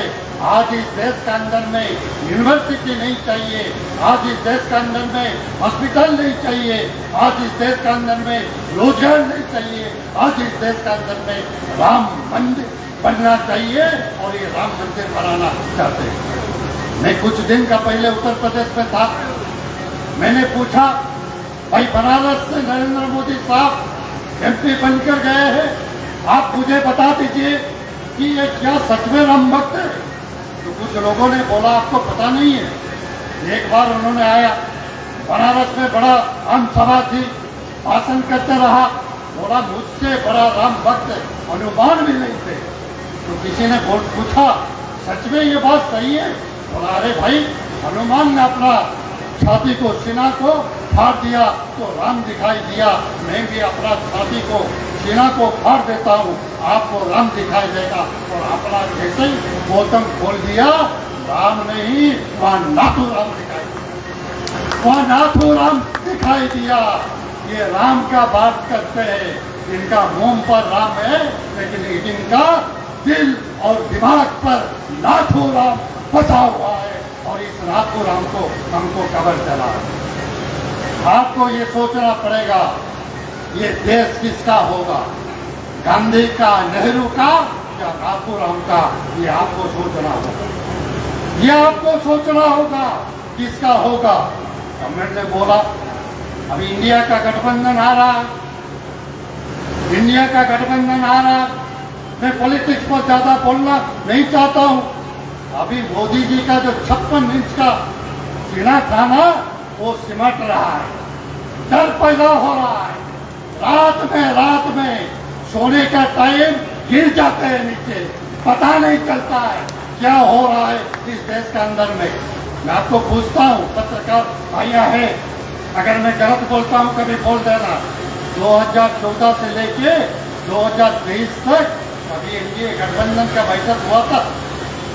कभी इनका मीटिंग हुई? आपने कभी सुना था? जैसे गठबंधन हो गया, जैसे कमरेड डी राजा, कमरेड नीतीश कुमार, कमरेड लालू यादव, दूसरे पार्टियों के नेता, कांग्रेस के नेता, एनसीपी के नेता पटना में बैठे, जैसे मीटिंग हो गया बेंगलोर में, अब उनको याद आया कि उनका कोई एनडीए है, उनका कोई एनडीए है। एनडीए के बैठक बुलाया और बैठक बुला के बोला अभी सबको साथ में लेके चलना है। मैं आपको बता देना चाहता हूँ, इस देश का जनता ने तय कर चुका है, इस देश का छात्र और नौजवान ने तय कर चुका है, हमको जुमला सरकार नहीं चाहिए, हमको इस देश को ठगने वाला सरकार नहीं चाहिए। ये बात तय हो चुका है। आप लोग जो आए हैं, ये बेगूसराय का धरती है, मैं AISF का मंच से पॉलिटिक्स बोलना नहीं चाहता हूँ। यहाँ का लोगों को मालूम है पॉलिटिक्स क्या है। आपको तय करना होगा 2024 में क्या होगा। 2026 का संसद किसको लेके चलेगा? 2024 का संसद में छात्र और नौजवान, बेकार नौजवान के बाद, बेरोजगारी के बाद चर्चा होगी कि नहीं, शिक्षा और स्वास्थ्य के बाद चर्चा होगी कि नहीं, यहाँ पर यूनिवर्सिटी बनाने के बाद चर्चा होगी या नहीं होगी। मैं आपको इस विश्वास दिला के बात खत्म करना चाहता हूँ। अगर इस महामंच से आए हुए बेगूसराय का युवा, बेगूसराय का छात्र, बिहार का युवा, बिहार का छात्र और देश तमाम से आए हुए युवा और छात्र ये तय कर ले कि मोदी जी को 2014 में संसद के अंदर घुसने नहीं देंगे, तब मैं वादा के साथ कहता हूँ 2024 का नया सरकार आम जनता की, किसान की, मजदूर की, युवा की, छात्र की सरकार बनेगा। नरेंद्र मोदी के लिए, RSS के लिए कोई जगह नहीं होगा। ये मैं आपको बता देना चाहता हूँ। मेरा बात खत्म करने का पहले आपको निवेदन करना चाहता हूँ, हाथ जोड़कर अपील करना चाहता हूँ। जो लोग देश को नागपुर से चलाना चाहते हैं, जो लोग धर्म के नाम पर, जात पात के नाम पर तोड़ना चाहते हैं, जो लोग इस देश का एजुकेशन पॉलिसी क्या होगा, युवा क्या पहनेगा, लेखक क्या लिखेगा, ये नागपुर से तय करना होगा चाहते हैं। ये आप उनको जवाब देंगे और आने वाले दिन के सूरज, आने वाले दिन के सूरज आम आदमी की, आपकी बात कहेगी। इस बात का साथ आप सबको एक बार नमस्कार कहते हुए, लाल सलाम पेश करते हुए अपना बात खत्म करता हूँ। इनकलाब जिंदाबाद, AISF जिंदाबाद। former General Secretary of All India Youth Federation और Member of Parliament, Rajya Sabha, Comrade P. Santosh Kumar is present here. I would love to request Comrade Santosh Kumar to address this meeting.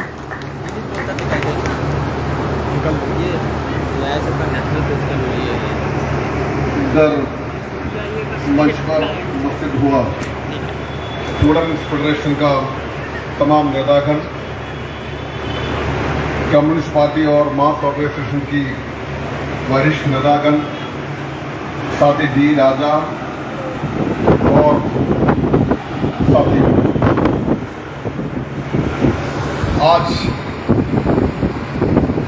शहीद भगत सिंह का जन्मदिन पर बेगूसराय की धरती पर आप लोगों ने एक शानदार रैली किया। इस रैली में आया हुआ सभी को मैं मेरी ओर से और तमाम ये सबकी पूर्व नेतागण के नाम पर क्रांतिकारी अभिनंदन देना चाहता हूँ। और 1930 से शुरू कर आज तक AISF के लिए लगातार लड़ाई करके बहुत सारा लोग ने शहीद हुआ। भगत सिंह से शुरू कर केरल की धरती पर, तमिलनाडु में, कर्नाटका में, बिहार में, दिल्ली में और पंजाब की धरती में भी बहुत लोग ये झंडा लेके हमारा संगठन के लिए, एक अच्छा भविष्य के लिए अपना जीवन बलिदान दिया। मैं सारी जो बलिदानियों को मेरी ओर से श्रद्धांजलि देना चाहता हूं। हम लोग AISF नेता का हिस्सा आज ये शानदार रैली देखने के बाद मेरा मन भी बहुत बहुत खुश हुआ, पसंद हुआ।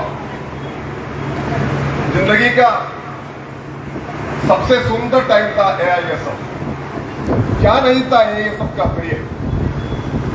हम लोग साथी रामू है इधर और विजेंद्र केसरी है, वो दोनों मेरा लड़ा था AISF में एक टाइम पर। ये जो AISF हमको सब कुछ था, सब कुछ है। जिंदगी का सबसे सुंदर टाइम क्या, अगर आप पूछेगा तो मैं जरूर बोलेगा वो AISF का टाइम था। AISF हमारा जीवन है, हमारा जिंदगी है, हमारा सब कुछ है, क्या नहीं है। AISF देश की एक ही संगठन है, तो देश की स्वतंत्रता संग्राम में अपना रोल बहुत बढ़िया था। देश के अंदर कितना संगठन है, छात्रों का संगठन कितना है, किसी को मालूम नहीं। अगर आप मेरे को सवाल पूछेगा तो संख्या मुझे भी नहीं बता सकता कितना है। 10 है नहीं है, 100 है नहीं है, 1000 है नहीं, उससे ज्यादा है। लेकिन ये सारा संगठन से AISF का एक महत्वपूर्ण इतिहास है। एक ही संगठन है, वो ये देश के स्वतंत्रता संग्राम के लिए अपना रोल था।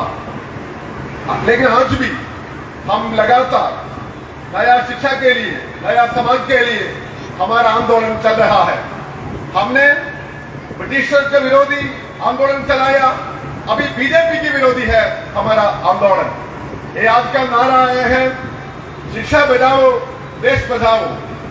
शिक्षा बचाने के लिए क्या करना है, देश बचाने को क्या करना है, इसके सबसे पहला नारा है बीजेपी को हटाओ देश बचाओ।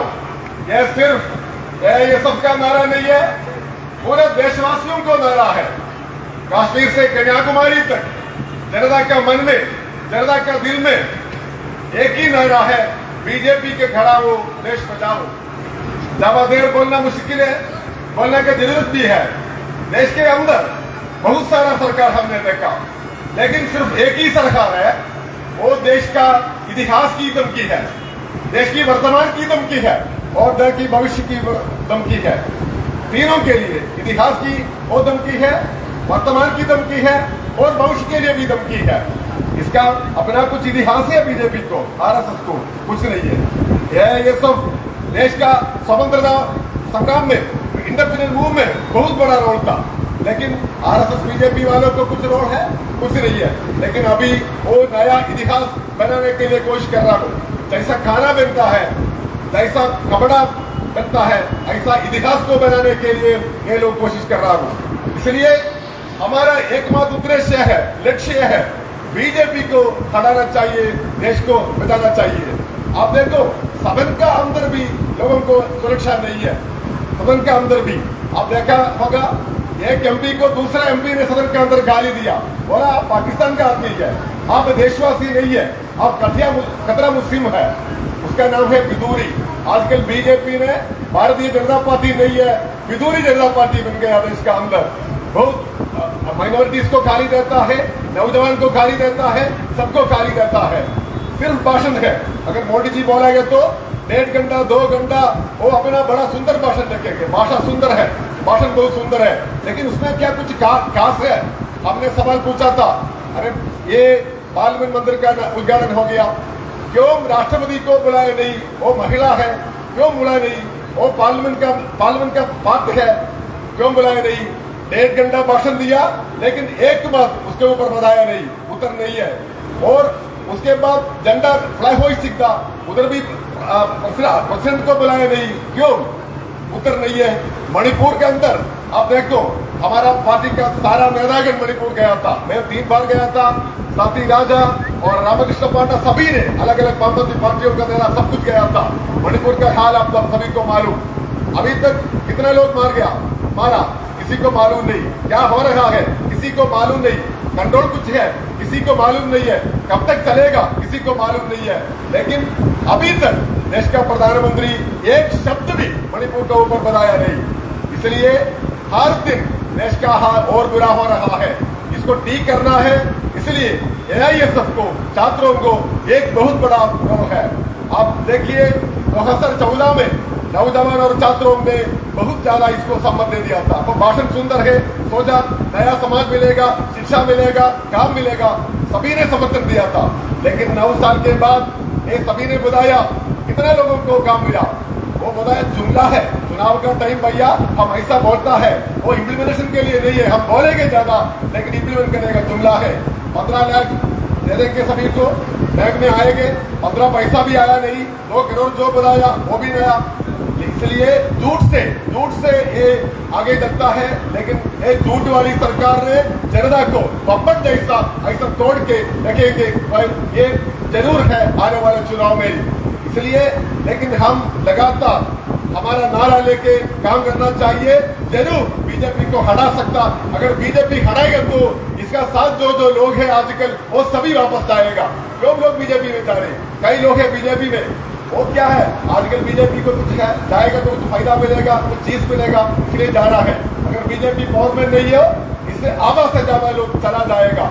कम्युनिस्ट पार्टी और सारी वामपंथी ऑर्गेनाइजेशन, ये सब जैसा प्रोग्रेसिव ऑर्गेनाइजेशन एक नारा लेके काम करता रहता है। वो बीजेपी को हटाने के लिए, देश को मिलाने के लिए, शिक्षा को मिलाने के लिए मैं आपको अपील करता हूँ, आने वाले दिनों में ये 30वां कॉन्फ्रेंस में आप अच्छा फैसला ले लो। हम पूर्व नेतागण सभी आपके साथ हैं, साथी विक्की महेश्वरी और सोम बनर्जी के नेतृत्व में वो एआईएसएफ का इन 4 सालों में 4-5 सालों में बहुत बढ़िया था, बहुत बड़ा कन्वेंशन किया, बहुत बड़ा आंदोलन चलाया। मैं सभी को अपील करना चाहता हूँ, आप लोग आगे जाओ, हम पूर्व नेतागण सभी आपके पीछे हैं। आरएसएस जो संगठन है वो हमारा राज्य देश का संगठन का विरोधी था, हमारा जो फ्लैग है उसको विरोधी था, यूनिवर्सल फ्रेंचाइज से वोटिंग है उसको विरोधी था, फेडरलिज्म उसको भी विरोधी था, ये सबको विरोधी कर दिया। लेकिन ये दुर्भाग्य है अभी देश का कंट्रोल इन लोगों का हाथ में है। हमने जैसा ब्रिटिशर को हराया ऐसा बीजेपी को हराएंगे, ये नारा लेके आप लोग आगे आइए। मैं और एक बार जो साथी लोग पूरा डेलीगेट साथी आया कन्याकुमारी से कश्मीर तक, वो कश्मीर का साथी भी उसका कॉन्फ्रेंस भी करने के लिए मौका नहीं दिया, वो बहुत संघर्ष किया उधमपुर के अंदर। वो साथी आया कश्मीर से और कन्याकुमारी तक, ये सबका झंडा लेके, ये सब शब्द लेके लोग आया। ये झंडा हमारा दिल है, हमारा भविष्य है, हमारा सबसे सुंदर सुंदर भविष्य के लिए हम एजेंडा लेके काम करेंगे।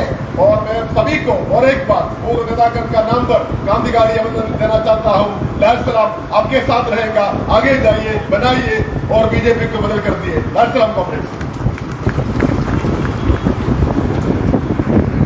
कॉम्रेड्स, राष्ट्रीय सम्मेलन बेगूसराय में होने जाने वाला है। ये जब तय हुआ तो सबसे पहले सामने जो आके जो एआईएसएफ के नेता बोले थे कि हम कर सकते हैं, हम बेगूसराय की धरती पे एआईएसएफ का राष्ट्रीय सम्मेलन करेंगे, तो एआईएसएफ के वो दो नेता थे, एआईएसएफ के जिला सचिव कॉमरेड हसमत बालाजी और एआईएसएफ के जिला अध्यक्ष comrade Amresh Kumar.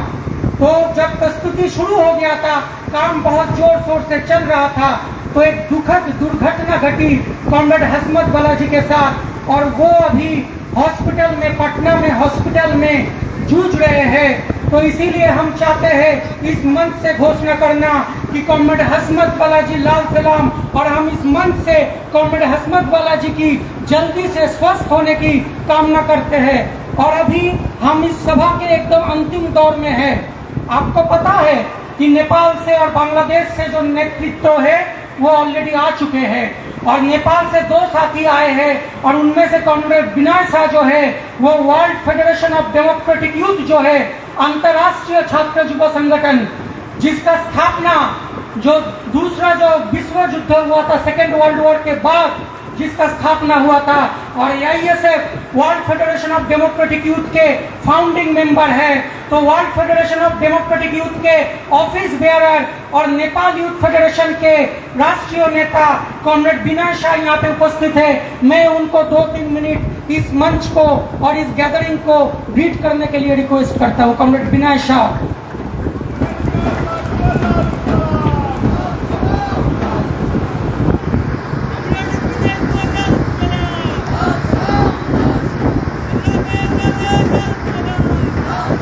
Dear comrades, आज के इस कार्यक्रम के अध्यक्ष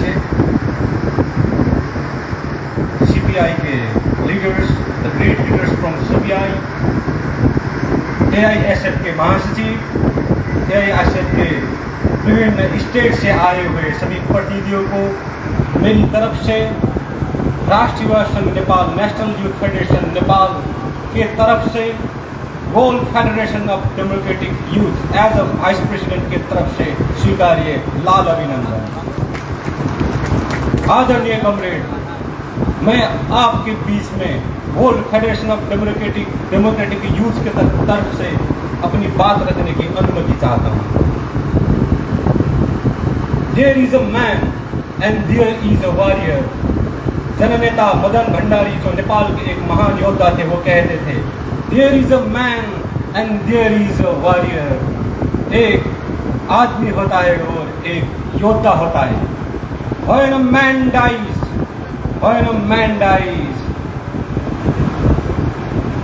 wife becomes widow, his wife becomes widow, and his children mourns. But when a warrior dies, then the nation becomes widow and the history will mourn. जब एक आदमी मरता है तब उसकी बीवी विधवा होती है और उसके बच्चे शोक मनाते हैं। मगर जब एक योद्धा की मृत्यु होती है, जब एक योद्धा शहीद कहलाता है, तब एक देश, एक नेशन विधवा होता है और इतिहास मौन होता है। तो आज मैं इस पोडियम से उस महान योद्धा जिसने ब्रिटिश साम्राज्य के विरुद्ध में एक बिगुल फूका, जिसने उसके खिलाफ एक जिहाद छेड़ी, मैं उस महान योद्धा जो हर एक युवा के लिए एक इंस्पिरेशन बने, जो हर एक युवा के लिए एक एनर्जी के रूप में आए, एनर्जी के रूप में बसे, मैं उस महान योद्धा भगत सिंह को याद करना चाहता हूँ। आज आपकी जब मैंने रैली देखी, जो रेड मार्च देखा, तब मेरे अंदर एक एनर्जी उत्पन्न हुई, एक शक्ति उत्पन्न हुई। वो शक्ति केवल इस धरती में नहीं रहेगी, ये संसार की हर एक कोने कोने में जाएगी और बोलेगी लाल सलाम, इनकलाब जिंदाबाद बोलेगी और एक नया आह्वान छेड़ेगी। मैं आपको कहना चाहता हूँ, पूंजीवाद के इस दौर में जैसे दुनिया चल रही है, जैसे पूंजीवाद आगे बढ़ रहा है, आप और हमारा इंडिपेंडेंस लूटा जा रहा है। मगर आज आपने जो रैली निकाली, इससे जो रैली से हमने जो एक एनर्जी प्राप्त किया, उससे हमें एक एनर्जी क्रिएट हो चुका है। और इस पूंजीवाद से लड़ने के लिए हमने जो सोचा है, जो आपने जो नॉलेज क्रिएट किया है, जो आपका कॉन्शियसनेस है, जो आपका ज्ञान है, इससे एक नया स्ट्रगल क्रिएट होगा। वो स्ट्रगल से एक नया इंडिपेंडेंस, जो हमारा इंडिपेंडेंस जो लूटा हुआ है, वो इंडिपेंडेंस फिर से हमारा वापिस आएगा। ये भी हम चाहते हैं। डियर कॉमरेड्स, मुझे ये बात बताना ही पड़ेगा, हम ऐसे साथी हैं जो हम हर एक धर्म में साम्यवाद देखते हैं, हर एक धर्म में हम समाजवाद देखते हैं, हम सेक्युलर चाहते हैं। मगर आज हमें कहना पड़ रहा है, हमें दुख से कहना पड़ रहा है कि आज बहुत से मुल्क में, जैसे इंडिया में भी आज धर्म के नाम में पूंजीवाद दिख रहा है। सो इस पूंजीवाद को, धर्म के नाम में जो पूंजीवाद चल रहा है, इसको आपको जड़ से उखाड़ना है। अंतिम में मुझे जो मौका मिला, आपने मुझे बुलाया, नेपाल से बुलाया, मैं इसके लिए तहे दिल से आपको शुक्रिया अदा करना चाहता हूँ। धन्यवाद। लाल सलाम। इनकलाब जिंदाबाद। Long live AISF, long live national federation Nepal, long live world federation of democratic youth, long live internationalism. Thank you. Comrade Vinay को लाल सलाम। Comrade, National President of Bangladesh Student Union, Comrade Deepak Shil is present here. I would love to request Comrade Deepak to address this meeting.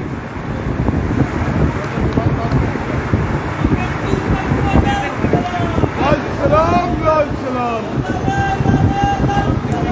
लाल सलाम, लाल सलाम। Dear comrade AISF, dear comrade the Communist Party of India, D. Raja, AISFI President Secretary, God Lal Salam. Dear comrade, waiting for the Bangladesh Student Union, we respect for those fighting against exploitation. The All Indian Student Federation and our union share common goal: education for all and fair society, and our continuous global continuous are encouraging people realizing capitalism. This is the answer. Socialism is in Bangladesh, and unauthorized government presents after 52 years and of independence. The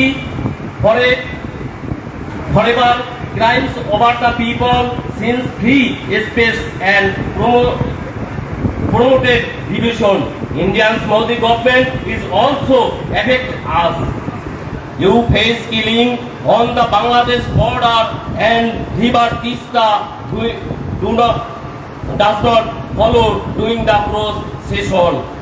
Bangladesh keep foreign policy can solve this. I urge you to raise your voice on these greetings.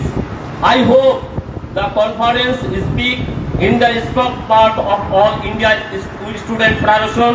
Together we will fighting education for all, democracy and socialism. Long live the revolution. Bangladesh Student Union Zindabad. India ASFI Zindabad. And Bangladesh এবং ইন্ডিয়ার problem একই বলে আমরা মনে করি, যার কারণে আমরা এই সাম্রাজ্যবাদ, পুঁজিবাদ এবং সাম্প্রদায়িকতার বিরুদ্ধে আমরা একই সাথে আওয়াজ তুলতে চাই, লড়াই করতে চাই। সেই লড়াইয়ে আমরা সকলে ঐক্যবদ্ধভাবে থাকবো, সেটা বাংলাদেশে থাকি আর ইন্ডিয়ায় থাকি। সকলকে ধন্যবাদ। Bangladesh student union, all Indian student federation জিন্দাবাদ।